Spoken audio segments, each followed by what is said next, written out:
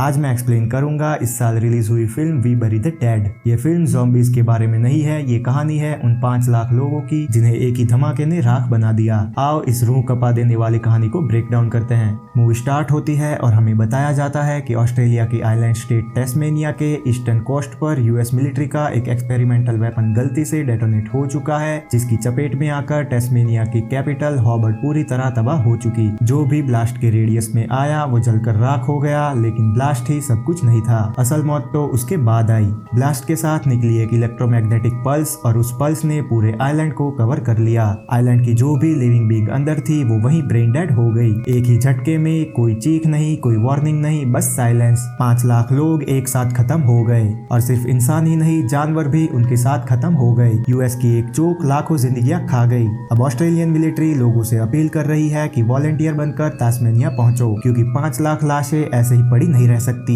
उन्हें उठाना है और दफनाना है। और इस मिशन में आई है एवा न्यूमैन, एक अमेरिकन फिजियोथेरेपिस्ट। लेकिन एवा सिर्फ ड्यूटी निभाने यहाँ नहीं आई, वो आई है अपने हस्बैंड मिच को ढूंढने, क्योंकि मिच बिजनेस ट्रिप पर टास्मेनिया गया था और एवा को उम्मीद है कि वो जिंदा होगा। अब आप ये सोचेंगे कि कैसे, जब पूरा आइलैंड खत्म हो चुका है तो मिच जिंदा कैसे होगा? तो यही सबसे डरावनी बात है। ईएमपी पल्स से जो लोग ब्रेन डेड हुए थे उनमें से कुछ लोग दोबारा उठ रहे हैं, यानी कि वापस लौट रहे हैं, लेकिन जैसे इंसान लौटते हैं वैसे नहीं, बल्कि कुछ और बनकर। हालांकि ये बस एक अफवाह हो सकती है, क्योंकि अभी तक किसी ने उन्हें नहीं देखा, लोगों ने सिर्फ इसके बारे में सुना है। इसीलिए प्लेन में बैठी एवा यही प्रे कर रही है कि या तो मिच जिंदा हो या फिर वापस आ जाए। एवा के साथ बैठी है एक बूढ़ी औरत और वो बस रोए जा रही है अपने पोते के लिए, क्योंकि वो वैकेशन मनाने तास्मेनिया गया था और उसके बाद उसकी कोई खबर नहीं आई। खैर, प्लेन से उतरते ही सबके फोन जमा करवा लिए जाते हैं, क्योंकि यूएसए नहीं चाहता कि यहाँ की एक भी तस्वीर या खबर बाहर जाए, क्योंकि अगर बाहर की दुनिया ने इसे देख लिया तो दुनिया जवाब मांगेगी।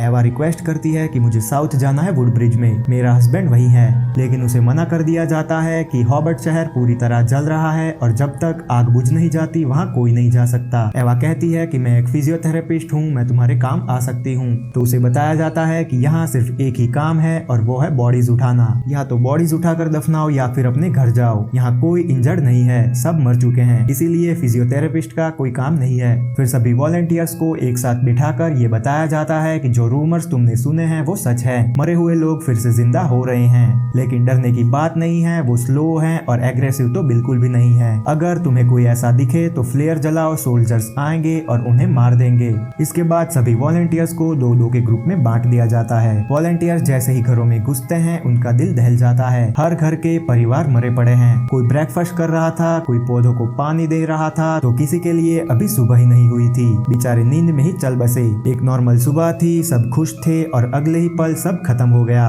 दीवारों पर लगी उनकी हंसती और मुस्कुराती तस्वीर चीख चीख कर कह रही थी कि हमारे भी सपने थे, हमारी भी खुशियां थी, हमारा क्या कसूर था जो हमारे साथ ये हुआ। उन्हें देखकर सभी वॉलंटियर्स को अपनी फैमिली की याद आने लगी। पता नहीं कौन सा पल आखिरी पल बन जाए। फोटोज को देखकर एवा को भी मिच की शक्ल याद आ रही थी और उसे डर था कि अगर मिच भी उसे इसी तरह पड़ा मिला तो वो क्या करेगी। खैर, बॉडीज को दफनाते दफनाते वो लोग काफी थक चुके थे, इसीलिए थोड़ा आराम कर रहे थे, लेकिन तभी एक लेडी की चिल्लाने की आवाज आई और फ्लेयर चल गई। लोग कुछ देख पाते उससे पहले चंद सेकंड्स में सोल्जर्स आकर उस फिर से जिंदा हुए को गोलियों से भून देते हैं। उसके बाद जब एवा गैरेज में जाती है बॉडीज को ढूंढते हुए, तो उसका सामना होता है एक फिर से जिंदा हुए आदमी से। वो बस एक कोने में खड़ा था, उसकी आंखों में गुस्सा नहीं बल्कि एक अजीब सी हैरानी थी। वो अपने होठ हिलाने की कोशिश कर रहा था, जैसे कुछ बोलना चाहता हो, लेकिन वो कुछ भी बोल नहीं पा रहा था। एवा उसे देखती रही बेचैनी के साथ। तभी सोल्जर्स आकर उसे गोली मार देते हैं और यहाँ पर एवा टूट जाती है। उसे समझ नहीं आता कि मौत को हराकर जो वापस आया है उसे दोबारा मौत क्यों दी जा रही है। उसे बार बार मिच के ख्याल आ रहे थे कि मिच भी अगर उसे ऐसी ही हालत में मिला तो वो उससे नजरें कैसे मिलाएगी। खैर, रात में सभी वॉलंटियर्स एक बिल्डिंग में रुके थे जहाँ सभी सोल्जर्स तैनात थे। वॉलंटियर्स वहाँ पार्टी कर रहे थे और एवा बिजी थी वहाँ से निकलने का प्लान बनाने में। उसने मैप पर रास्ता मार्क कर दिया उस रिजॉर्ट तक जाने का जहाँ पर मिच रुका था। डिस्टेंस बना था 200 मील, जो बहुत दूर है, लेकिन उसे जाना तो है ही। इसीलिए एवा ने अपना बैग पैक किया और वहाँ से निकल गई। लेकिन निकलते ही एक सोल्जर ने उसे देख लिया, इसीलिए उसे वापस अंदर आना पड़ा। वो जाकर पार्टी में शामिल हो गई जहाँ पर क्ले नाम का वॉलंटियर बैठा था। अगली सुबह बॉडीज ढूंढते हुए वो क्ले के साथ जंकयार्ड में पहुंची, जहाँ उसे एक बढ़िया सी बाइक मिल गई। बाइक को देखते ही क्ले तो दीवाना हो गया। बस तभी एवा ने प्लान सोच लिया। उसने क्ले को सब कुछ बता दिया कि मुझे अपने हस्बैंड के पास जाना है और तुम मेरी मदद कर सकते हो। हम दोनों बाइक पे निकल सकते हैं, मेरा काम भी हो जाएगा और तुम्हें ये बाइक भी चलाने मिल जाएगी। क्ले को कोई दिक्कत नहीं थी, इसीलिए वो भी राजी हो गया। दोनों मजे में आगे बढ़ रहे थे, तभी अचानक क्ले ब्रेक मार देता है क्योंकि सामने से एक मिलिट्री कॉन्वॉय आ रहा था। वो तो अच्छा हुआ कि टाइम रहते क्ले ने उसे देख लिया और वो दोनों बाइक को लेकर एक गाड़ी के पीछे छुप गए। मगर उसी टाइम एक अनडेड उनके पास आने लगा। तभी एक सोल्जर ने उसके सर पर गोली मार दी। फिर कॉन्वॉय तो वहां से चला गया, मगर एवा ने देखा कि वहां पर एक नॉर्मल इंसान की डेड बॉडी पड़ी है, यानी कि इन दोनों को बचकर रहना होगा। सोल्जर सिर्फ अनडेड को नहीं मार रहे, अगर इस एरिया में कोई इंसान भी दिख गया तो उसे भी गोली लगेगी क्योंकि यहाँ पर आना अलाउड नहीं है। कॉन्वॉय के जाते ही दोनों आगे बढ़ गए। अब उन्हें जाना है वुड ब्रिज, उस रिजॉर्ट पर जहाँ पर मिच रुका था, और वहाँ का रास्ता बचा है सिर्फ 19 मील। लेकिन उससे पहले वो दोनों रुकते हैं एक गैस स्टेशन पर क्योंकि बाइक में फ्यूल नहीं था। वहाँ पे उन्हें पीने के लिए पानी भी मिल गया और वो दोनों थोड़ा आराम भी कर लेते हैं। अब वो दोनों निकलने की तैयारी में थे, तभी एक अनडेड गैस स्टेशन के अंदर आ गया। उसका पैर टूटा हुआ था, लेकिन फिर भी वो उन दोनों की तरफ बढ़े जा रहा था। गैस स्टेशन में तोड़फोड़ करते हुए वो उनके पास पहुंच ही गया था, लेकिन सही टाइम पर एक सोल्जर ने गोली मार दी जिससे वो दोनों बच गए। सोल्जर का नाम है रायली, और जैसे ही उसने एवा और क्ले को देखा उसने सीधा ही सवाल दाग दिया कि तुम लोग यहाँ पर क्या कर रहे हो। एवा ने बिना घुमाए फिराए सीधा सच बता दिया कि वो कैसे पहुंचे, क्यों पहुंचे और कहाँ जा रहे हैं। लेकिन रायली को उसकी बातों पर यकीन नहीं हुआ, इसलिए उसने एवा को बाथरूम में लॉक कर दिया और क्ले को अलग ले जाकर पूछताछ शुरू की। इधर इंतजार करते करते एवा की आंख लग गई और जब दरवाजा दोबारा खुला तो रायली वापस आ चुका था। उसने एवा से कहा कि तुम्हारा साथी भाग गया, उम्मीद है तुम नहीं भागोगी। मैं खुद तुम्हें वुड ब्रिज तक छोड़ दूंगा, तुम्हें बस मुझ पर भरोसा करना होगा। एवा के पास और कोई रास्ता नहीं था, उसे तो हर हाल में रिजॉर्ट तक पहुंचना है, इसीलिए उसने हाँ कर दी। क्ले जा चुका था, इसीलिए वो रायली के साथ उसकी कार में बैठ गई। रास्ते में एवा ने रायली के हाथ में एक वेडिंग रिंग देखी, जिससे उसका डर थोड़ा कम हुआ। खैर रात हो चुकी थी, इसीलिए रायली उसे अपने घर ले आया। उसका कहना था कि मुझे यहाँ से कुछ सामान उठाना है, लेकिन सामान उठाने से पहले उसने खाना बनाया और दोनों डाइनिंग टेबल पर बैठ गए।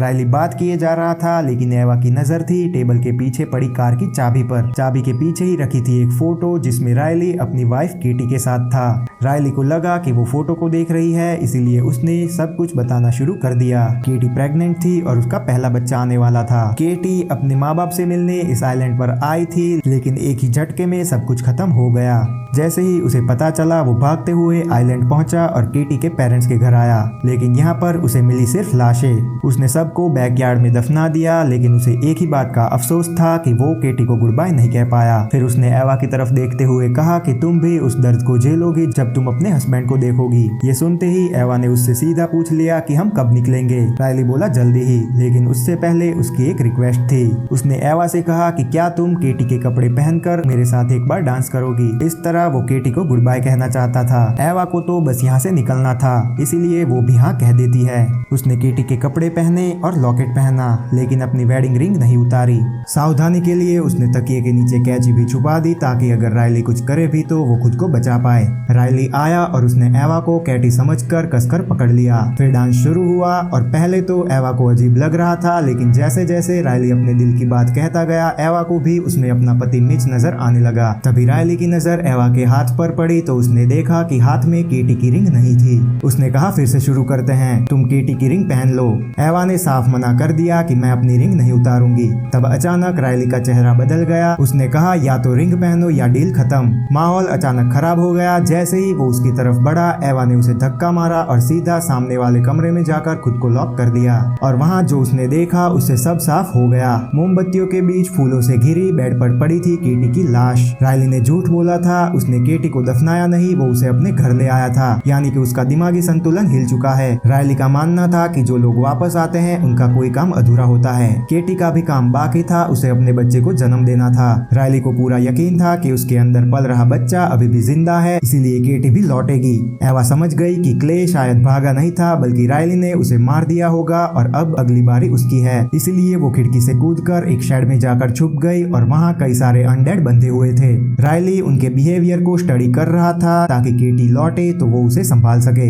एवा को कोई रास्ता नजर नहीं आ रहा था, इसीलिए उसने अपनी रिंग उतार उतार दी और केटी बनकर रायली के सामने चली गई। लेकिन रायली अब धोखा नहीं खाने वाला था। जैसे ही वो कुछ करता उससे पहले एवा ने एक टूल उसकी गर्दन में घोंप दिया और रायली वहीं खत्म हो गया। फिर एवा उसकी कार लेकर निकली थी कि सामने सड़क पर खड़ी थी केटी। बस कुछ सेकंड्स का ही फर्क था। रायली अपनी पत्नी को दोबारा जिंदा होते नहीं देख पाया, और वो किस वजह से? खुद अपनी गलती की वजह से। एवा बिना कुछ किए वहां से निकल गई और रात भर कार लेकर चलती रही। एक जगह रोड ब्लॉक थी तो उसे पैदल ही आगे बढ़ना पड़ा। रास्ते में उसे लगेज मिला तो उसने कपड़े बदले, एक कुल्हाड़ी उठाई और आगे बढ़ने लगी। वो ऑलमोस्ट वुड ब्रिज के पास पहुंच गई थी, तभी एक अनडेड उसके पीछे पड़ गया। एवा बस में जाकर छुप गई, लेकिन वो भी अंदर आ गया। तो बचने के लिए एवा ने फायर एक्सटिंग्विशर उठाया और उसका सिर तोड़ना शुरू कर दिया, और तब जाकर वो शांत हुआ। खैर वो आगे बढ़ी और चलते चलते शाम हो गई और रिजॉर्ट अभी भी 6 मील दूर था। एवा को एक वैन दिखी जिसमें 4 लोगों की फैमिली मरी पड़ी थी। उसने उन्हें बाहर निकाला और वो अंदर सो गई। लेकिन रात में एक अजीब सी आवाज से उसकी आंख खुली। जब उसने देखा तो फैमिली का फादर लौट आया था और वो अपनी फैमिली को दफनाने के लिए गड्ढा खोद रहा था। उसने एवा को देख लिया लेकिन कुछ भी किया नहीं, बस अपने काम में लगा रहा। एवा भी उसकी हेल्प करने में लग गई और तीनों बॉडीज को दफना कर वो खुद गड्ढे में बैठ गया, जैसे कह रहा हो कि अब मेरी बारी है। एवा ने उसे भी दफना दिया। फिर अगली सुबह वो रिजॉर्ट पहुंची जहां उसे मिच की लाश मिल गई। यहाँ हमें एक फ्लैशबैक दिखाया जाता है कि शादी के बाद एवा और मिच को बच्चा नहीं हो रहा था, इसीलिए एवा ने किसी और के साथ हुकअप किया था और उसने ट्रिप पर आने से पहले मिच को ये बात बता दी थी। और तब तो मिच कुछ बोला नहीं, उसने सिर्फ इतना बोला कि वापस आकर बात करेंगे,